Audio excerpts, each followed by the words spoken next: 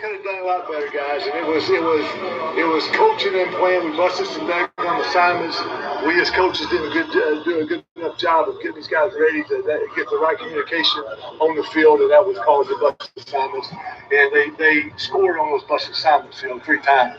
They got us. They scored touchdowns. We didn't make them go up by threes. At the end of the game, they didn't do nothing in the red zone, all that stuff. But the plain fact of the matter is that first game, we got to do a better job, number one, of coaching, and number two, of playing.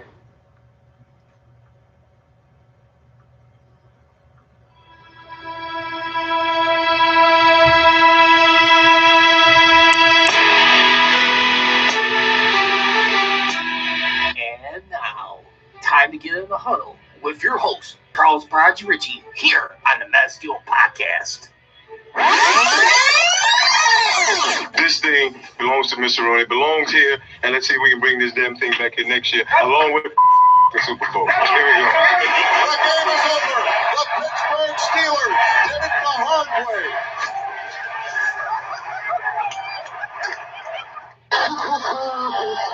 With the 10th pick in the 2018 NFL Draft, the Pittsburgh Steelers select Devin Bush, linebacker,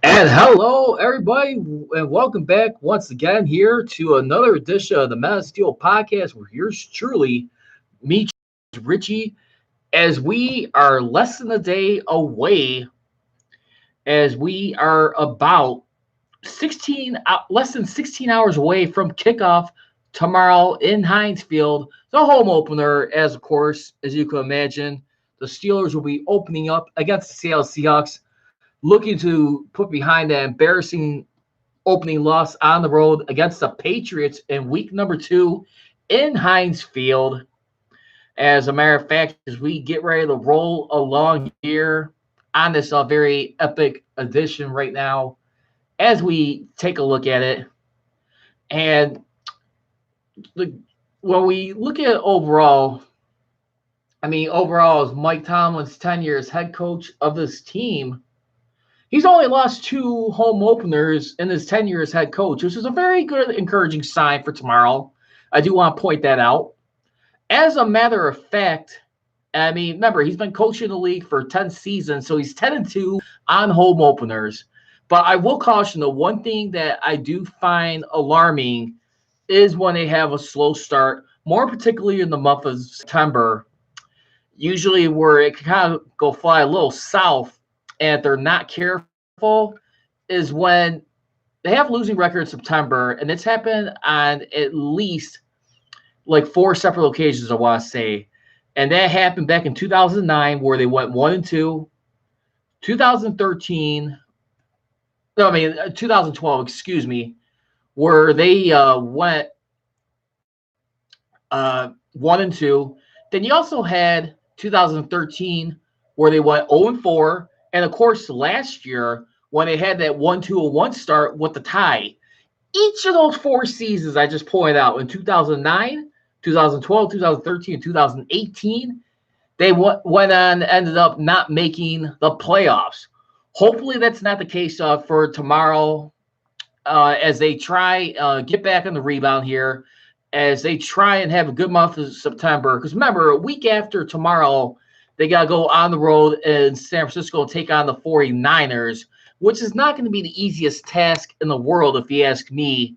But like I said, I think this is something very much to pay attention to.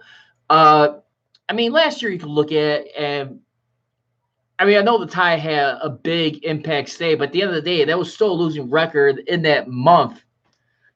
Basically where they could have probably went either 2-2 more than likely. So I ask you guys right now, what's your panic mirror button if they lose this game tomorrow for this game? Number to be reached tonight is 312-209-2232. Again, that number to be reached is 312-209-2232. You can follow me on Twitter at Project Richie. You can also on my Instagram stream right now, Men of Steel Nation. Then you can also check out my YouTube channel, which is currently streaming live right now, Men of Steel Podcast. So, like I said, we got pretty much a good list to get into today as we take a look at it here. Got the latest injury report for tomorrow's game as we head into it. One of the few questionable guys as far as the Steelers are concerned when they released everything as of Friday, as a matter of fact, is released by Missy Matthews, who announced it yesterday on Steelers Live. And this is what we got going on for this game. And we got two stars that are questionable in playing. We already know about Joe Hayden, who injured his shoulder when playing against the Patriots, making the tackle in week number 1. He did not practice for Wednesday and Thursday, but he was a full participant on Friday, which was a good sign in my opinion. He is questionable. And then you also got Sarah Marquise Pouncey. Remember, he got his ankle rolled up in that first game of the year against the Patriots. He did not practice Wednesday and Thursday, but he finally was a full participant in Friday's matchup practice. So he is questionable, but he sounds like he should be good to go. The only one that to keep an eye out for is Joe Hayden.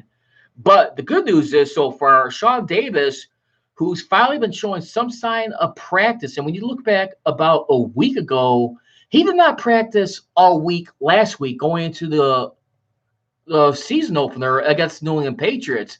I remember that was a huge concern right there. It was definitely alarming right there. He did not end up playing. What ended up happening, you had Cameron Kelly in there, who back up, and it was definitely a bad day at the office as far as pass coverage. It's wreaked its ugly head in there once again. So what ends up happening, they lose by 30 points, and they're 0-1 as a result of it. You just heard the opening of this segment right here. That was Keith Butler, by the way, the defensive core there. It definitely felt like it was just blown like assignments right there, which had a lot to do with everything, what he felt in his estimation. I mean, which is true. I mean, when you look at it overall, I mean, a lot of guys were not communicating well. I mean, that was definitely seemed to be a thing. It was like a communication in this right here as we look at it. But like I said, I definitely feel like, yeah, that was definitely one of the themes of the night. Just getting in rhythm right now. And I got a comment here from Russell Rose Bradshaw. I want to just say thank you very much for sharing your comment here on the podcast. Keith Butler still running the same bleep Dick LeBeau was running when he left that type of defense. Didn't work towards his last years in Pittsburgh and definitely did not now. Butler is the LeBeau disciple. He's basically running the same scheme, but mixing up with his own touch. Go to one of them college that have a good ranked defense against this new type of offense, and let's go from there. We need the youth movement and coordinators on both sides of the ball. You know what? I got to tell you right now, Russell, and you know what? That's hard to argue with right there. I mean, don't get me wrong. I mean, Keith Butler, who's definitely had his moments, but I mean, he's also did a good job like trying to get the defense ranked back in the top 10, I mean, since 2017. So I understand there's still a little bit of frustration. He's pretty much like replicating the same offense that LeBeau had. I mean, with all the challenges and stuff. The only problem is where they continue to shoot themselves in the foot is they just have a hard time making proper adjustments to their opponent's style play. And what ends up happening as a result of it, he still had Mike Tomlin get the rep for having losing record against teams that are not of winning records. That always seems to be like the MO once in a while. I mean, Grant, that has improved a little bit better, I mean, over the last few years, but at the same time, too, this is something right now where Mike Tomlin, like I said, he's very trustworthy with his staff. Sometimes he can be a little bit too loyal, and I understand that. But I do feel like right now what he's trying to do, he's trying to stay patient with the process. And we've seen adjustments made, I mean, in the past when we look at it. The only problem is sometimes when these adjustments are made, it can sometimes be a little bit too late. And I'll give you like an example, like what I'm talking about. I'll probably have to say like maybe like 2013. This is when Keith Butler was still the linebackers coach for the Pittsburgh Steelers. I mean, he had that awful 0-4 start. When you look at that year to start the season overall, and then you look at it right there. I mean, the Pittsburgh Steelers, who did not, I mean, that was around the time, like 2013, when it started really, truly showing its age right there. I mean, when you really think about it, I mean, overall, I mean, in that year, their defense, their total defense was, when you look at it, was ranked third on down the stretch. And the Browns, but remember, and this was a team, I mean, in that year in 2013, where, I mean, points for, I mean, they were 14th in the league as far as points allowed, which was another alarming concern when you look at that overall year as far as on the scoring defense. I mean, when you really think about it. And I think that was definitely, like I said, it was a true troubling sign right there. I mean, when you look at it. But, yeah, I mean, this is a team right here. I mean, obviously had a hard time staying in control, I mean, if you will. And, yeah, I mean, it was not a pretty sign at all, but they gave up at least, I mean, right now, I mean, for the opponent's stats, it was like 370 points that year that they have given up, as a matter of fact, and they were averaging. I just want to say thank you very much, Russell. Appreciate the comment. Feel free to come back over here later down the road next time, and feel free to continue. Again, for those of you who want to follow this Facebook page that I stream off of, it is Men of Steel Nation. You can just simply type in Men of Steel Nation. I mean, Men of Steel Podcast, or you can also do at Men of Steel Podcast. That's capital M, capital S. I mean, at Men of Steel Nation, capital M, capital S, capital N. Ham Skillet saying we should get that defense back from Miami, Minkah Fitzpatrick. I definitely got my thoughts to share on that a little momentarily. Thanks for pointing out, Ham. That is going to be one of the topics right here, as everyone can see on the feed as we start off here tonight. But, yeah, I mean, right now, the only good thing is right now, you got a guy like Sean Davis, who right now, for the Steelers right now, he's been a little inconsistent, staying healthy. I mean, for the most part, still pretty good free safety for the team. But I mean, let's face facts. I mean, he only had, I mean, really one bad year, but I mean, he was able to start 9 games in his rookie year back in 2016. I mean, when you look at, I mean, second round pick, 58th overall back in the 2016 NFL draft. I mean, he's still got a pretty decent approximate value of 16 in his overall career. The only thing is right now, when you got a guy who's getting close to the end of his rookie contract, right now, do you want to go somewhere younger and a guy like Minkah Fitzpatrick right now, who's going to be in his second year? I mean, the asking price, I think the Dolphins were asking for a second round pick, or they may be willing to listen to other offers. But that was one of the reports I believe I was hearing right here. You got a guy, Minkah Fitzpatrick, right now, who actually, as of the time being for right now, he's 22 years old versus Sean Davis, who's 25. He'll be turning 26 this October, while Minkah Fitzpatrick could be turning 23 this season on November 4th. So definitely, like I said, let's hold off. We're going to definitely get into that a little bit later on. Appreciate the comments, guys. Again, the number to be reached if you want to join in is 312-209-2232. Again, that's 209-2232. You can also follow me on Twitter at Project Richie. You can also check out my Instagram stream, which is at Men of Steel Nation. And then you can also check me out on my YouTube channel, Men of Steel Podcast, as we take a look at things here on this hot Saturday afternoon, evening, I guess you could say somewhat. This is officially the last week of the summer. Hope everyone had a lot of good plans for this weekend. It's also Mexican Independence Day coming up this Monday. So big shout out to all those who are definitely having a good time. Hope everyone's got a lot of decent plans here for the weekend, a lot of safe plans, as a matter of fact, as we look at it. But let's get ready to move on a little bit further here. So let's get to some also some other notes here on the opening drive. According to Pittsburgh Steelers reporter Missy Matthews, she can be followed on Twitter at Missy_Matthews. It was nailed down on Thursday at 11:30 a.m. Eastern time. TJ Watt said he planned on practicing at that point in time. And in terms of being the defensive quarterback in New England, he got some practice wearing the green dot when they were taking on the Titans during the preseason. Remember, that was week 3 at that point in time, where they had a dominating, commanding performance at that point in time, which I really thought was very impressive. But as of right now, remember, just once again, to refresh everybody on the injury report, let's go over the other people that were listed on there. You had Juju Smith-Schuster with the toe injury. He only had one limited practice on Wednesday, but the rest of the practices, Thursday and Friday, he was a full participant, assuming right now he's got the green light to go tomorrow in the home opener against the Seahawks. You got James Conner, who had an illness, full participant on Thursday and Friday, only limited on Wednesday, looked like he should be good.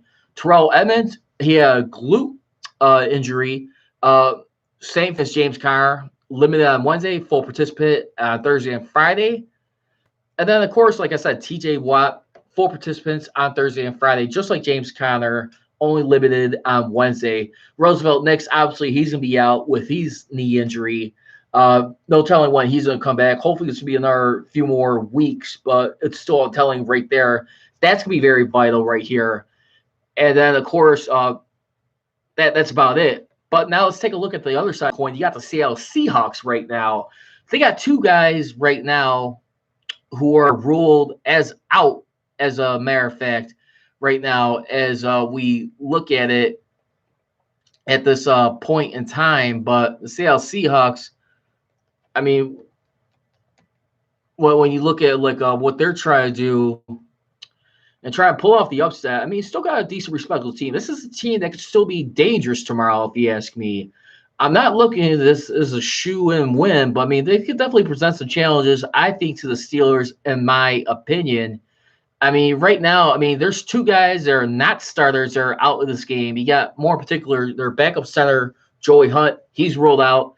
And one of their backup wide receivers, David Moore, he's got a shoulder injury, limited practice through all week. He is out.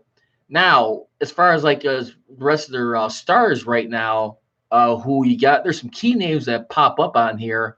I mean, more in particular, you got Ziggy Ansah right now, which, by the way, Mike Florio was debating on one of his shows on Pro Football Talk about him possibly having one of the most sacks in a year. Ziggy Ansah right now, who has a shoulder, he is listed as questionable, just like James Conner. He was limited on Wednesday, both full participant in Thursday and Friday. So more than likely a game time decision.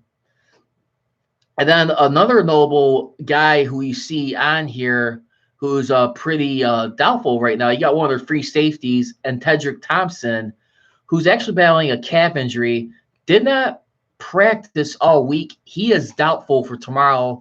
So more than likely, I would imagine, if you had to put money on it, I would probably have to say no, he will not be available in that matchup taking on the Steelers. But like I said, and then you also got some other names on here too. You got Tyler Lockett, who's has a back issue, did not practice on Wednesday, limited on Thursday, but full participant on Friday. So that's one other guy to look at. And then you also got Mike Iupati, one of their guards, who has a foot injury, limited in practice, full participant throughout the rest of the week. There ain't no stats like he might be good to go on that game tomorrow. So we'll wait and see. So I mean, that's definitely some things to keep an eye out going into this matchup against the Patriots. I mean, against the Seahawks. Excuse me. For this game tomorrow. By the way, and the game, of course, for this game.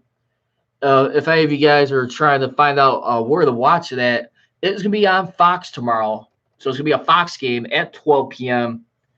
Not sure who the commentators are going to be, but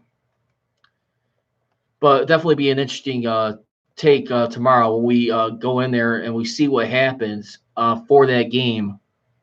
And just like I said, so let's go into some game plans here for this home opener. One of the game plans I'm looking at right here, I'm going to say get Vance McDonald and James Washington more involved to help out Juju Smith-Schuster. Remember, James Washington, he had about 52% of the snaps in week number 1, as opposed to Dante Moncrief, who led the both teams in drops with 7 drop passes. I expect James Washington to be a little bit more involved to scheme up things. You're going to probably see more like a quick slants, Juju Smith-Schuster, McDonald, and James Washington on some good deep routes. I really think James Washington's going to have a good breakout game tomorrow. He's been working his butt off all season and really got himself in tremendous shape. And I really believe he's going to get better at this point in time when we look at it here. But, yeah, I definitely feel like right now, when you look at it, I mean, he's definitely got to be a key guy in here. We haven't seen enough of in week 1. I mean, when you really think about it, I mean, at this point, so I really like to see him. But another thing, key number 2, is going to have to be feeding James Conner. I don't know about anyone else, but I'd like to see them have your bell cow here and a guy who who could set the pace of a game and have command. I'd rather start out with James Conner. I like the way he can run. I like his physical style. Granted, he may not have the moves like a Bell, but I tell you what, with the offensive line, though, he can definitely make some stuff. But the key thing is the offensive line has got to do a better job blocking and creating some opening gaps for these guys. I mean, you don't really have much running game. And I mean, if they're going to be splitting the ball between him and Samuels, that's not going to be spelling well. So if anything, you probably you try and build up a good lead, and you have a good defense, of course, obviously, and then you try and close it out with one of your backup backs. Maybe we'll see a guy like Benny Snell come into the picture. Who knows? I'm not sure about tomorrow, but maybe later on in the season. But you have someone that could close it out. You need a good closer when you're trying to wrap up your first win and try and get on the victory board here. Those are going to be my keys. And then last but not least, I'm going to say run defense. I mean, the Seattle Seahawks were number 1 in the ground game a year ago, where they had 2,560 yards total for the year, number 1 in the league, and averaging about 160 yards per game. That is something to be aware of. And like I said, Russell Wilson could pass. I mean, their passing offense wasn't all that top. So it was in the high 20s. But if anything, if I got to focus on things right there, you definitely want to pay attention to controlling the run game on defense. Whoever could win the run game, in my opinion, I think will be the key in this. And that's going to be one big key. So, again, my keys, have Vance McDonald and James Washington help out Juju Smith-Schuster, get them more involved, feed the ball to James Conner at least 3/4 of the game, and then have your closeout back and probably like Samuels or Benny Snell if possible. And then just last but not least is the run defense. If they can do that stuff right there. And then not only that, last but not least, sacks. I mean, this is a team who definitely blitzed crazily. Did not have a good start in the first week. But then again, you got a team against the Patriots who's going to usually do a good job blocking. They got a good offensive line herself, keeping a guy like Tom Brady on his feet. So I expect right here, I mean, when you look at it too, I mean, Russell Wilson, who is a phenomenal quarterback, great quarterback as a matter of fact, never seen him win the league MVP yet. But as a matter of fact, his sacks, he got sacked for a career high last year with 51 sacks. I mean, the only good season he had as far as like least sacks amount was his rookie year back in 2012. He only got sacked 33 times. So that's one thing to pay attention to right there, if you ask me. I think that stuff right there, you want to get that blitz involved. And then just lastly, just change up your packages.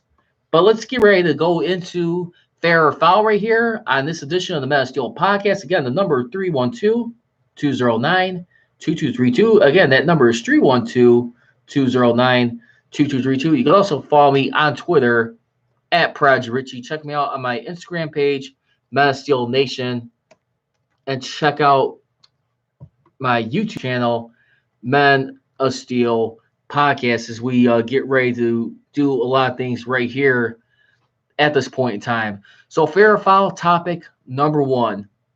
The Steelers, and this is where I want to get back to one of the people who was nice enough to comment here on the show. This was Russell, if I'm not mistaken. As a matter of fact, no, not Russell. Excuse me. I think it was Ben Lopez, whoever it was, but trying to trade up for a guy like a Minkah Fitzpatrick. I mean, it has been reported, but I haven't heard any official reports from Adam Schefter or Ian Rappaport. But the Steelers are definitely one of the teams interested, along with the Cowboys, the Seahawks, the Eagles is another one right now, who seems like they could do it, or the Cowboys too, another one. I mean, they could still add some repertoire to their defense, but then again, I'm not so sure when you got contracts tied up. I mean, when you already fed guys like like one of your defensive guys on there, and then of course you also paid Ezekiel Elliott a nice big extension, so he's pretty much locked up for a good chunk of change. But the Steelers should go after Minkah Fitzpatrick. I'm gonna have to say fair for right now. I'd say go for it.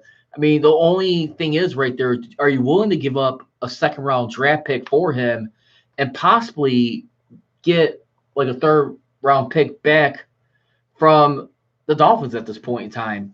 But then again, you know what? I think that'd be a pretty interesting gamble right there, if you ask me. I think it's worth it. I mean, look at what it paid off for like a guy like Devin Bush. I mean, at that point in time, you got your second pick in round 3. I mean, just for moving up. But guess what? I mean, I think, certain guys are worth the gambles right now. We're not sure how much longer this championship window is going to be open for a team who still has Super Bowl aspirations. And if anything right now, I mean, they've proven they could sign some guys at the last minute. But at the same time, too, when we look at it, I mean, you got to be all in at this point in time. So, again, I mean, you want to do everything you can. I think he's definitely affordable right here. He's going to have at least like 2 more years remaining on his deal.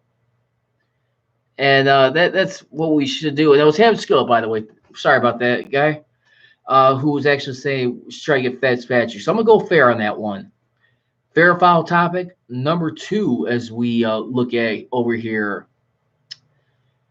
Steelers defense becoming too complicated. I'm going to have to say foul for right now. I mean, yeah, there's a lot of sub-packages. There's been a lot of ebb and flow change with the game, the speed, the offensive stuff. But I tell you what, I mean, it's worked for a long time. Anytime you can still be in the top 10 of total defense for at least 2 straight years after working your butts off, trying to go for a stretch where you went at least 4 consecutive or at least 3 straight years where we weren't top 10, yet alone a defense was having a hard time getting after a quarterback. I mean, which was also partly with Dick LeBeau. His guys just started wearing out and started running out of gas. Became a different ball game. So I'm going to have to say foul on that one because I see the adjustments. Granted, sometimes it could be a little bit too little too late. But, I mean, at this point in time, they do find ways to, still keep yourself in the game. That's all you could ask for right now. And I really believe that. And that's all I could say right now. So let's keep an eye on that. I'm not ready to throw in the towel on it just yet. But like I said, I mean, look at one of the things here. And this is written, a well-done article by Mark Caboli, who will be followed on Twitter at Mark Caboli here. And we're taking a look at some of the packages that they have. This is what they use. A base Okie, where basically, I mean, this is part of your 3-4 defense where you're having two defensive ends, your nose tackle, and of course, your two corners and your safeties. Here's the guys they usually like to deploy: Stephon Tuitt, Javon Hargrave, Cam Hayward, Bud Dupree, TJ Watt, Vince Williams, Mark Barron, Steven Nelson, Joe Hayden, Terrell Edmonds, and Sean Davis. And free safety, I mean, which are on the field at the same time. Plus, then you got your nickel package. This is where they plan on having Devin Bush at. I mean, we're going to have Williams and Hargrave and Devin Bush, your inside linebacker. Mike Hill will be playing the slot to come into the game. And this will just be used to combat teams are using 3 receivers. Then you got your big nickel. It's pretty much the same as a nickel, but the only difference is Hilton gets replaced as safety. Cam Kelly giving the Steelers a 3 safety look.